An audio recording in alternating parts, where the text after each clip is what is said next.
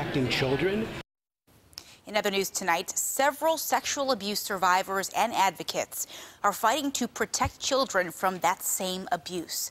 That's why they're pushing state lawmakers to pass the Child Victims Act. Now, this would extend the statute of limitations for victims to bring criminal or civil charges forward, but it hasn't passed just yet. News 4's Shannon Smith joins us live in the studio tonight with why state lawmakers say that is. Shannon? That's right, Marissa. Many sexual abuse survivors say the Child Victims Act needs to pass, and it needs to be done now. But some state lawmakers say it hasn't passed just yet because it's missing other key components to help abuse victims. Why don't you pass this act?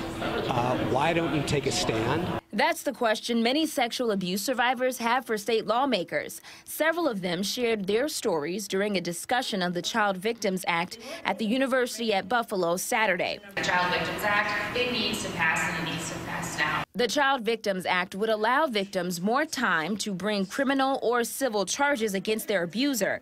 Right now, they only have until the age of 23 to do so, but advocates say that's not enough time. They come to the realization so late, and oftentimes there is the frustration of disclosing the abuse, wanting to go forward with some type of prosecution. Now survivors and advocates are putting the pressure on lawmakers in Albany. State Senator Tim Kennedy co-sponsored the bill. He blames Republicans for the holdup.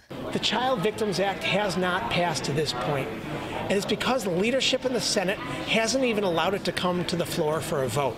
That is just wrong.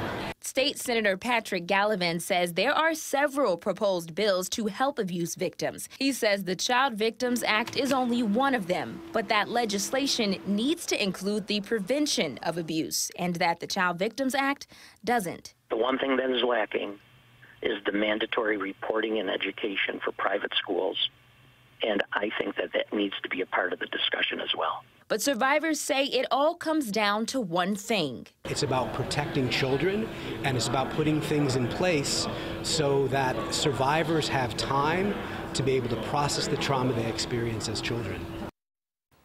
Now, Senator Kennedy says he's not confident Senate Republicans will make this bill part of the budget process, but Gallivan tells me he believes there will be some version of the Child Victims Act put forth in the coming weeks. Now, the state Senate budget is due April 1st. In the studio, Shannon Smith, News 4.